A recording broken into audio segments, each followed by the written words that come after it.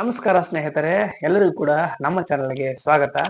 ಈ ಒಂದು ವಿಡಿಯೋದಲ್ಲಿ ನಾವು ಕವರ್ ಮಾಡ್ತಾ ಇರುವಂತಹ ವಿಷಯ ಯಾವುದಪ್ಪ ಅಂತಂದ್ರೆ ಮೆಡಿಕಲಿ ರಿಲೇಟೆಡ್ ಇರುವಂತಹ ಇನ್ನೊಂದು ಡಿಪ್ಲೊಮೊ ಕೋರ್ಸಿನ ಬಗ್ಗೆ ಈ ಒಂದು ವಿಡಿಯೋದಲ್ಲಿ ನಿಮಗೆ ಸಂಪೂರ್ಣ ಮಾಹಿತಿ ಕೊಡ್ತಾ ಹೋಗ್ತೀವಿ. ಸೊ ಹಾಗಾದ್ರೆ ಆ ಒಂದು ಕೋರ್ಸ್ ಯಾವುದಪ್ಪ, ಅದರ ವಿಷಯ ಏನಪ್ಪಾ ಅಂತ ಹೇಳಿ ಹೇಳ್ಬೇಕಂತಂದ್ರೆ ಆ ಒಂದು ಕೋರ್ಸು DOT ಅಂತ ನಾವು ಕರಿತೀವಿ. ಅಂದ್ರೆ ಡಿಪ್ಲೊಮೊ ಆಪ್ಥಾಲ್ಮಾಲಜಿ ಟೆಕ್ನಿಷಿಯನ್ ಕೋರ್ಸ್ ಅಂತ ನಾವು ಈ ಕೋರ್ಸ್ ಅನ್ನ ಕರಿತೀವಿ. ಸೊ ಈ ಕೋರ್ಸಿನ ಬಗ್ಗೆ ಸಂಪೂರ್ಣ ಮಾಹಿತಿ ಕೊಡ್ತಾ ಹೋಗ್ತೀವಿ. ಯಾರೆಲ್ಲ ನಮ್ಮ ಚಾನಲ್ಗೆ ಹೊಸದಾಗಿ ವಿಸಿಟ್ ಮಾಡಿದ್ರಲ್ಲ, ನಮ್ಮ ಚಾನಲ್ ಅನ್ನ ಸಬ್ಸ್ಕ್ರೈಬ್ ಮಾಡೋದನ್ನ ಮರಿಬೇಡಿ. ಈ ವಿಡಿಯೋನ ಕಂಪ್ಲೀಟ್ ಆಗಿ ನೋಡಿ. ಈ ವಿಡಿಯೋ ಬಗ್ಗೆ ನಿಮಗೆ ಈ ಒಂದು ಕೋರ್ಸಿನ ಬಗ್ಗೆ ನಿಮಗೆ ಸಂಪೂರ್ಣ ಮಾಹಿತಿ ಕೊಡ್ತಾ ಹೋಗ್ತೀವಿ. ಹಾಗಾದ್ರೆ ಈ ವಿಡಿಯೋದಲ್ಲಿ ನಾವು ಏನೆಲ್ಲ ಕವರ್ ಮಾಡಿದೀವಿ ಅಂತಂದ್ರೆ, ಇದ ಒಂದು ಕೋರ್ಸ್ನ ಎಲಿಜಿಬಿಲಿಟಿ ಏನು, ಆಮೇಲೆ ಈ ಕೋರ್ಸ್ ಒಳಗಡೆ ಬರುವಂತಹ ಸಬ್ಜೆಕ್ಟ್ ಗಳು ಯಾವ್ಯಾವ ಬರ್ತಾವು, ಆಮೇಲೆ ಈ ಕೋರ್ಸ್ ಅನ್ನ ಮುಗಿಸಿದ ಮೇಲೆ ನಮ್ಮ ಜಾಬ್ ಅಪರ್ಚುನಿಟೀಸ್ ಗಳು ಏನಿರ್ತಾವು, ಆಮೇಲೆ ಈ ಒಂದು ಕೋರ್ಸ್ ಅನ್ನ ಮುಗಿಸಿದ ಮೇಲೆ ನಮ್ಮ ಸ್ಯಾಲರಿ ಸ್ಕೇಲ್ ಏನಿರ್ತದೆ ಅಂತ ಹೇಳಿ ಒಂದೊಂದಾಗಿ ನಾವು ಇದ್ರೊಳಗಡೆ ಹೇಳ್ತಾ ಹೋಗ್ತೀವಿ. ಸೊ ಮೊದಲಿಗೆ ಈ ಒಂದು DOT ಕೋರ್ಸಿನ ಬಗ್ಗೆ ಹೇಳ್ತಾ ಹೋಗ್ತೀನಿ ನಿಮ್ಗೆ. ಸೊ ಈ DOT ಕೋರ್ಸ್ ಅನ್ನ ಮುಗಿಸಿದ ಮೇಲೆ ನಾವು ಏನೆಲ್ಲ ಮಾಡಬಹುದು ಕೆಲಸ ಅಂತಂದ್ರೆ, ಮೊದಲನೇ ಕೆಲಸ ಏನಪ್ಪಾ ಅಂತಂದ್ರೆ ನಮ್ದು, ಸೊ ನಾವು ಇಲ್ಲಿ ಅಪ್ಥಮಾಲಜಿ ಡಾಕ್ಟರ್ಸ್ ಇರ್ತಾರಲ್ಲ, ಅಂದ್ರೆ ಕಣ್ಣಿನ ಆಸ್ಪತ್ರೆ ಇರ್ತಾವ ಅಥವಾ ಕಣ್ಣಿನ ಡಾಕ್ಟರ್ಸ್ ಇರ್ತಾರಲ್ಲ, ಅವರ ಒಬ್ಬ ಅಸಿಸ್ಟೆಂಟ್ ಆಗಿ ನಾವು ಕೂಡ ವರ್ಕ್ ಮಾಡಬಹುದು. ಅಂದ್ರೆ ಕಣ್ಣಿಗೆ ಸಂಬಂಧಪಟ್ಟಿರುವಂತಹ ಡಾಕ್ಟರ್ಸ್ ಗಳ ಕೈಯಲ್ಲಿ ನಾವು ಅಸಿಸ್ಟೆಂಟ್ ಆಗಿ ವರ್ಕ್ ಮಾಡಬಹುದು. ಅದಾದ್ಮೇಲೆ ನಮಗೆ ಇಲ್ಲಿ ಅಪ್ಥಮಾಲಜಿ ಶಾಪ್ ಅಥವಾ ಅಪ್ಥಮೋ ಶಾಪ್ ಅಂದ್ರೆ ಅಪ್ಟಿಕಲ್ ಶಾಪ್ ಗಳನ್ನ ಹಾಕ್ಲಿಕ್ಕೆ ಅವಕಾಶಗಳು ಇರ್ತಾವ. ಅಂದ್ರೆ ನಮ್ದೇ ಓನ್ ಸ್ಪೆಕ್ಟಾಕ್ಯುಲರ್ ಅಂಗಡಿ ಅಥವಾ ಸ್ಪೆಕ್ಟ್ ಅಂಗಡೀಸ್ ಗಳನ್ನ ಹಾಕಿ ನಾವು ಸ್ಪೆಕ್ಟ್ ಗಳನ್ನ ನಾವು ಸೇಲ್ ಮಾಡಬಹುದು. ಆ ತರ ನಮ್ಗೆ ಒಂದು ಅವಕಾಶಗಳು ಇರ್ತಾವ. ಅಥವಾ ಆಮೇಲೆ ನೀವು ಇಲ್ಲಿ ಅಪ್ಥಮಾಲಜಿ ಆಪರೇಷನ್ ಥಿಯೇಟರ್ ಅಸಿಸ್ಟೆಂಟ್ ಆಗಿನೂ ಕೂಡ ವರ್ಕ್ ಮಾಡಬಹುದು. ಈ ತರ ನಿಮ್ಗೆ ವರ್ಕ್ ಮಾಡುವಂತ ಅವಕಾಶಗಳು ಇರ್ತಾವೆ. ಸೊ ಹಾಗಾದ್ರೆ ಈ ಒಂದು ಕೋರ್ಸ್ ನ ಮಾಡ್ಲಿಕ್ಕೆ ನಮ್ಮ ಎಲಿಜಿಬಿಲಿಟಿ ಏನಿರ್ಬೇಕಪ್ಪ ಅಂತಂದ್ರ, ಸೊ ಮೊದಲನೇ ಎಲಿಜಿಬಿಲಿಟಿ ನಿಮ್ಗೆ ಈಗ ನಾನು ಕೊನೆ ವಿಡಿಯೋದಲ್ಲೂ ಕೂಡ ಹೇಳಿದೀನಿ. ಈ ಒಂದು DMLT ಹೇಳ್ಬೇಕಾದ್ರೆ ಸೊ ಅದರೊಳಗಡೆ ಕೂಡ ಹ್ಯಾಸ್ ಯೂಶುವಲ್ ಸೇಮ್ ಇರ್ತದೆ. So academical year 2026-27 academical year ಮಾತ್ರ ಒಂದು ಎಲಿಜಿಬಿಲಿಟಿ ಕನ್ಸಿಡರ್ ಆಗ್ತಿತ್ತು. ಅಂದ್ರೆ NCHP ದವರು ಅಂದ್ರೆ national commission of allied health professional course ನವರು ಮಾಡಿರೋ ಪ್ರಕಾರ 2027-28 ಅಕಾಡೆಮಿಕಲ್ ಇಯರ್ ಇಂದ ಇದರದ್ದು ಎಲಿಜಿಬಿಲಿಟಿ ಕ್ರೈಟೇರಿಯಾ ಚೇಂಜ್ ಆಗಿದೆ. ಸೊ ಅದನ್ನ ನಿಮ್ಗೆ ಹೇಳ್ತಾ ಹೋಗ್ತೀನಿ. ಸೊ ಮೊದಲನೇ ಎಲಿಜಿಬಿಲಿಟಿ ಹೆಂಗಿತ್ತು ಅಂದ್ರೆ, ಇಲ್ಲಿವರೆಗೂ ಕೂಡ 2026 ಕೂಡ ಯಾವ ತರ ಎಲಿಜಿಬಿಲಿಟಿ ಇತ್ತಂದ್ರ, ನಾವು ಇದನ್ನ SSLC ಮೇಲೇನೂ ಕೂಡ ಈ ಕೋರ್ಸ್ ನ ಮಾಡಬಹುದಾಗಿತ್ತು. ಅಂದ್ರೆ ಈ ಒಂದು ಕೋರ್ಸ್ ನ ನಾವು SSLC ಮುಗಿಸಿನೂ ಕೂಡ ಮಾಡಬಹುದಾಗಿತ್ತು.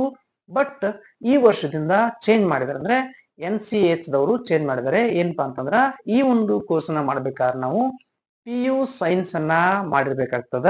ಅದರೊಳಗಡೆ PCMD ಕಾಂಬಿನೇಷನ್ ನ ಹೊಂದಿರ್ಲೇಬೇಕಾಗ್ತದ ಕಡ್ಡಾಯವಾಗಿ. ಸೊ ಅದರ ಎಲಿಜಿಬಿಲಿಟಿ ಈ ತರ ಇದೆ. ಸೊ ಇದಾದ್ಮೇಲೆ ಈ ಒಂದು ಕೋರ್ಸ್ ನ ಮಾಡ್ಬೇಕಾದ್ರೆ ನಮ್ದು ಅಪ್ರಾಕ್ಸಿಮೇಟ್ಲಿ ಪ್ರೀವಿಯಸ್ ಇಯರ್ ಒಳಗಡೆ ಎಷ್ಟು ನಾವು ಪರ್ಸೆಂಟೇಜ್ ಅನ್ನ ಮಾಡಿರ್ಬೇಕು ಅಂತಂದ್ರ, ನೀವೇನಾದ್ರು SC/ST ಕ್ಯಾಟಗರೀಸ್ ಒಳಗಡೆ ಬಂದ್ರ ನಿಮ್ಗೆ 40+% ಅನ್ನ ನೀವು ಮಾಡಿರ್ಬೇಕಾಗ್ತದೆ. ಅಥವಾ ನಾವು ಜನರಲ್ ಕ್ಯಾಟಗರೀಸ್ ಒಳಗಡೆ ಬರ್ತೀವಿ ಅಂದ್ರೆ 45+ ನಮ್ದು ಪರ್ಸೆಂಟೇಜ್ ನಾವು ಹೊಂದಿರ್ಬೇಕಾಗ್ತದೆ. ಸೊ ಇದಾದ್ಮೇಲೆ ಈ ಒಂದು ಕೋರ್ಸ್ ನ ಮಾಡ್ಲಿಕ್ಕೆ ಏಜ್ ಲಿಮಿಟ್ ಏನಾದ್ರು ಇದೆಯಾ ಅಂತಂದ್ರೆ, ಎಸ್ ಡೆಫಿನೆಟ್ಲಿ ಇದೆ.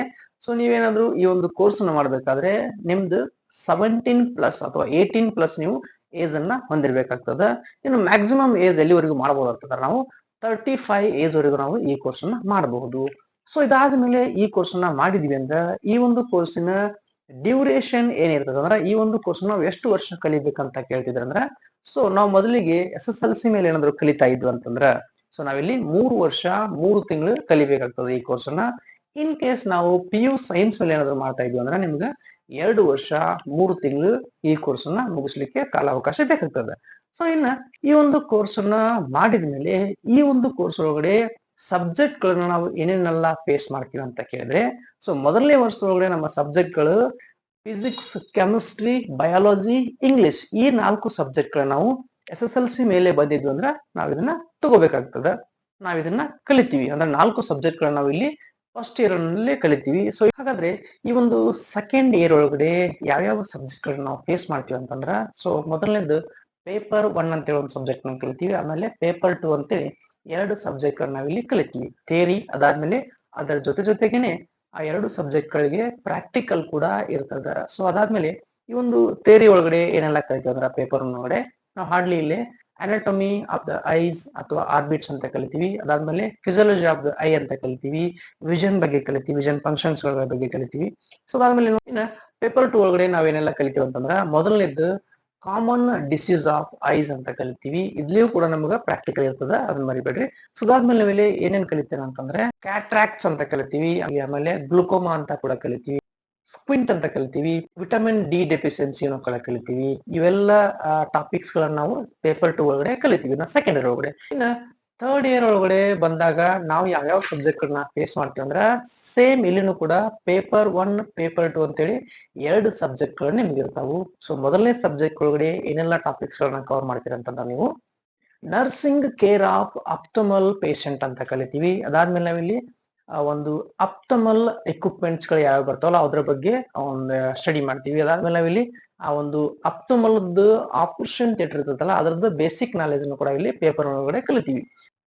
ಸೊ ಅದಾದ್ಮೇಲೆ ಇನ್ನು ಥರ್ಡ್ ಇಯರ್ ಒಳಗಡೆ ಪೇಪರ್ 2 ಒಳಗಡೆ ಏನೆಲ್ಲ ಟಾಪಿಕ್ಸ್ ಗಳನ್ನ ನಾವು ಕವರ್ ಮಾಡ್ತೀವಿ ಅಂತಂದ್ರೆ ಮೊದಲನೇದು ಏನಪ್ಪಾ ಅಂತಂದ್ರೆ ನಾವಿಲ್ಲಿ ರೆಕಾರ್ಡ್ಸ್ ಅಂಡ್ ಸ್ಟಾಟಿಸ್ಟಿಕ್ಸ್ ನ ನೋಡ್ತೀವಿ. ಅದಾದ್ಮೇಲೆ ಎಮರ್ಜೆನ್ಸಿ ರಿಸೋರ್ಸಸ್ ನೋಡ್ತೀವಿ. ಅದಾದ್ಮೇಲೆ ನಾವಿಲ್ಲಿ ಐ ಬ್ಯಾಂಕ್ ಬಗ್ಗೆ ಕಲಿತೀವಿ. ನೆಕ್ಸ್ಟ್ ಏನಪ್ಪಾ ಅಂದ್ರ ಕಮ್ಯುನಿಟಿ ಐ ಹೆಲ್ತ್ ಬಗ್ಗೆ ಕಲಿತೀವಿ. ಅಂದ್ರೆ ಈ ಒಂದು ಕಮ್ಯುನಿಟಿ ಅಂತಂದ್ರ ನಾವು ಇರುವಂತಹ ಪ್ರದೇಶದೊಳಗಡೆ ಯಾವೆಲ್ಲ ಪೇಷಂಟ್ಸ್ ಅಥವಾ ಎಲ್ಲ ಜನ ಇರ್ತಾರಲ್ಲ ಆ ಜನರಿಗೆ ಐ ಡಿಸೀಸ್ ಅಥವಾ ಐ ಒಂದು ಕೇರ್ ನ ಬಗ್ಗೆ ಇನ್ಫಾರ್ಮೇಶನ್ ಕೊಡ್ತಾ ಹೋಗ್ತೀವಿ. ಇವೆಲ್ಲಗಳನ್ನ ನಾವು ಪೇಪರ್ 2 ಒಳಗಡೆ ಕಲಿತೀವಿ ಥರ್ಡ್ ಇಯರ್ ಒಳಗಡೆ. ಸೊ ಇದು ಕಂಪ್ಲೀಟ್ ಏನಪ್ಪಾ ಅಂದ್ರ ಸಬ್ಜೆಕ್ಟ್ ಗಳ ಬಗ್ಗೆ ಇನ್ಫಾರ್ಮೇಶನ್. ಸೊ ನೆಕ್ಸ್ಟ್ ಏನ್ ಬರ್ತದೆ ಅಂದ್ರೆ ನಾವಿಲ್ಲಿ ಈ ಒಂದು ಕೋರ್ಸ್ ನ ಮುಗಿಸಿದ ಮೇಲೆ ಇದರ ಇಂಟರ್ನ್ಶಿಪ್ ಯಾವ ತರ ಇರ್ತದಂದ್ರ ಸೊ ಇಂಟರ್ನ್ಶಿಪ್ ಹ್ಯಾಸ್ ಯೂಸಲ್ ಎಲ್ಲಿನೂ ಕೂಡ 3 ತಿಂಗಳು ಇರ್ತೈತಿ. ಪ್ರತಿ ಡಿಪಾರ್ಟ್ಮೆಂಟ್ ಒಳಗೆ ನಾವು 15 ಡೇಸ್ ಅಥವಾ 30 ಡೇಸ್ ನಾವು ವರ್ಕ್ ಮಾಡ್ಬೇಕಾಗ್ತದ. ಸೊ ಅದಾದ್ಮೇಲೆ ಇದರ ಇಂಟರ್ನ್ಶಿಪ್ ಮುಗಿದ ಮೇಲೆ ನೆಕ್ಸ್ಟ್ ಬರೋದೇನಪ್ಪಾ ಅಂದ್ರೆ ಇದ್ರದ್ದು ಈ ಕೋರ್ಸ್ ಕಂಪ್ಲೀಟ್ ಆದ್ಮೇಲೆ ನಮ್ಗ ಜಾಬ್ ಆಪರ್ಚುನಿಟೀಸ್ಗಳು ಏನೆಲ್ಲ ಇರ್ತಾವ ಅಂತ ಕೇಳ್ಬೋದು ನೀವು. ಸೊ ಜಾಬ್ ಆಪರ್ಚುನಿಟೀಸ್ಗಳಲ್ಲಿ ಮೊದಲನೇದು ಏನಪ್ಪಾ ಅಂದ್ರ ನೀವು ಈ ಕೋರ್ಸ್ ನ ಮುಗಿಸಿದ ಮೇಲೆ ಒಂದು ಆಪ್ಟಿಮಲ್ ಸ್ಟಾಫ್ ನ ಹಾಕ್ಬೋದು, ನಿಮ್ದು ಓನ್ ಆಪ್ಟಿಮಲ್ ಸ್ಟಾಫ್ ನ ಹಾಕ್ಬೋದು, ಅಥವಾ ನಿಮ್ಗೆ ರೆಫರೆನ್ಸ್ ಡಾಕ್ಟರ್ಸ್ ಗಳನ್ನ ಕಾಂಟ್ಯಾಕ್ಟ್ ಇಟ್ಕೊಂಡು ಅವರ ಒಂದು ಕಣ್ಣಿಗೆ ಬರುವಂತಹ ಸ್ಪೆಕ್ಟ್ ಗಳನ್ನ ನೀವು ರೆಡಿ ಮಾಡಿ ಪೇಷಂಟ್ ಗಳಿಗೆ ಕೊಡಬಹುದು. ಸೊ ಆತರ ನೀವು ಆಪ್ಟಿಮಲ್ ಸ್ಟಾಫ್ ನ ಹಾಕೋಬಹುದು. ಅದಾದ್ಮೇಲೆ ನೀವು ಹಾಸ್ಪಿಟಲ್ ಒಳಗಡೆ ಅಸಿಸ್ಟೆಂಟ್ ಆಗಿ ವರ್ಕ್ ಮಾಡಬಹುದು. ನಿಮ್ಗೆ ಆವಾಗಲೇ ಹೇಳಿದ್ರೆ ಡಾಕ್ಟರ್ ಅಸಿಸ್ಟೆಂಟ್ ಆಗಿ ಕೂಡ ನೀವು ಆ ಒಂದು ಕಣ್ಣಿನ ಆಸ್ಪತ್ರೆ ಒಳಗಡೆ ವರ್ಕ್ ಮಾಡಬಹುದು. ಅಥವಾ ನೀವೇನಾದ್ರೂ ಬ್ರಾಂಚಸ್ ಗಳನ್ನು ಕೂಡ ತಗೋಬಹುದು. ಅಂದ್ರೆ ಎಕ್ಸಾಂಪಲ್ ದೊಡ್ಡ ದೊಡ್ಡ ಡಯಾಗ್ನೋಸಿಸ್ ಇರ್ತಾವಲ್ಲ ಆ ಒಂದು ಬ್ರಾಂಚಸ್ ಗಳನ್ನ ತಗೋಬಹುದು. ಎಕ್ಸಾಂಪಲ್ ಗೆ ಲೆನ್ಸ್ ಕಾರ್ಟ್ ಆಗಿರ್ಬೋದು, ಅಥವಾ ಐ ಬಡಿ ಆಗಿರ್ಬೋದು, ಅಥವಾ ಪ್ರಾಸ್ಟ್ರಾಕ್ ಆಗಿರ್ಬೋದು, ರೇಬನ್ ಆಗಿರ್ಬೋದು, ಈ ತರ ಒಂದು ಸ್ಪೆಕ್ಟ್ ಗಳ ಕಂಪನೀಸ್ ಗಳದ್ದು ನೀವು ಬ್ರಾಂಚಸ್ ಗಳನ್ನ ತಗೊಂಡು ನಿಮ್ಮ ಒಂದು ಊರಿನ ಹತ್ರ ಇರುವಂತಹ ಸಿಟಿಗಳಲ್ಲಿ ನೀವು ರನ್ ಮಾಡಬಹುದು. ಆತರ ನಿಮ್ಗೆ ಅವಕಾಶಗಳು ಇರ್ತವೆ. ಸೊ ಇದು ಕಂಪ್ಲೀಟ್ ಜಾಬ್ ಇನ್ಫಾರ್ಮೇಶನ್. ಸೊ ಇನ್ನೊಂದು ಕೇಳ್ಬೋದು ನೀವು, ನಾವೇನಾದ್ರೂ ಈ ಒಂದು ಕೋರ್ಸ್ ಅನ್ನ ಮುಗಿಸಿದ್ರೆ ಫಾರಿನ್ ಜಾಬ್ ಆಪರ್ಚುನಿಟೀಸ್ಗಳು ಇರ್ತಾವ ಅಂತ. ಸೊ ಡೆಫಿನೆಟ್ಲಿ ಇದ್ದೇ ಇರ್ತಾವ. ಸೊ ನೀವು ಕೂಡ ಈ ಒಂದು ಕೋರ್ಸ್ ಅನ್ನ ಮುಗಿಸಿದ ಮೇಲೆ ಅದರ್ ಕಂಟ್ರೀಸ್ ಗಳಿಗೆ ಹೋಗಿ ಕೆಲಸ ಮಾಡಬಹುದು. ನಿಮಗೂ ಕೂಡ ಇಲ್ಲಿ ಅವಕಾಶಗಳು ಇರ್ತಾವ. ಅದಾದ್ಮೇಲೆ ನಿಮ್ಗೆ ಗೌರ್ಮೆಂಟ್ ಜಾಬ್ ಆಪರ್ಚುನಿಟೀಸ್ಗಳು ಕೂಡ ಇರ್ತಾವು. ಸೊ ನೀವೇನಾದ್ರೂ ಈ ಒಂದು ಕೋರ್ಸ್ ನ ಮುಗಿಸಿದ್ರೆ ಅಂದ್ರೆ ಡೈರೆಕ್ಟ್ ಎಂಟ್ರಿ ತಗೊಂತೀರಾ. ನಿಮ್ಗೆ ಯಾವುದೇ ರೀತಿಯಾದಂತ ಎಂಟ್ರನ್ಸ್ ಎಕ್ಸಾಮ್ ಇರೋದಿಲ್ಲ.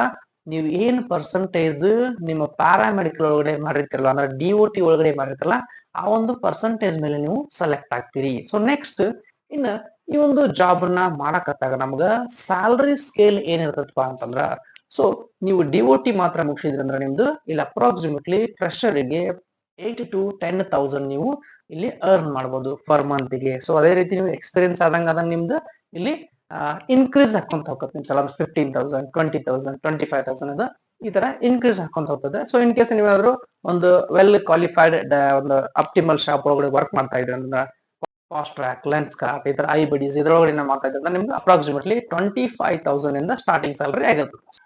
ಸೊ ಇದು ನಿಮ್ಗೆ ಆ ಒಂದು ಸ್ಯಾಲರಿ ಸ್ಕೇಲ್ ಬಗ್ಗೆ ಇನ್ಫಾರ್ಮೇಶನ್. ಸೊ ಇದಾಗಿತ್ತು ಕಂಪ್ಲೀಟ್ ಇನ್ಫಾರ್ಮೇಶನ್ ಅಬೌಟ್ DOT ಅಂದ್ರೆ ಡಿಪ್ಲೊಮೊ ಆಪ್ಟಮಾಲಜಿ ಟೆಕ್ನಿಷಿಯನ್ ಕೋರ್ಸಿನ ಬಗ್ಗೆ. ಸೊ ಯಾರಾದ್ರೂ ವಿದ್ಯಾರ್ಥಿಗಳು DOT ನ ಮಾಡ್ಬೇಕು ಅನ್ಕೊಂಡಿದ್ರ ಅಂತಂದ್ರ ಸೊ ನಿಮ್ಗೆ ಕೆಳಗಡೆ ಕೊಟ್ಟಿರುವಂತಹ ಕಾಂಟ್ಯಾಕ್ಟ್ ನಂಬರ್ಗೆ ಕಾಂಟ್ಯಾಕ್ಟ್ ಮಾಡಿ ನಿಮ್ಗೆ DOT ಬಗ್ಗೆ ಸಂಪೂರ್ಣ ಮಾಹಿತಿ ನಿಮ್ಗೆ ತಿಳಿಸಿ ಅದಾದ್ಮೇಲೆ ನಿಮ್ಗೆ ಹತ್ತಿರ ಇರುವಂತಹ ಕಾಲೇಜಸ್ ಗಳಿಗೆ ನಿಮ್ಮನ್ನ ಸಜೆಷನ್ ಮಾಡುವಂತ ಜವಾಬ್ದಾರಿ ನಮ್ದು. So thank you for watching this video and please do subscribe our channel. Thank you.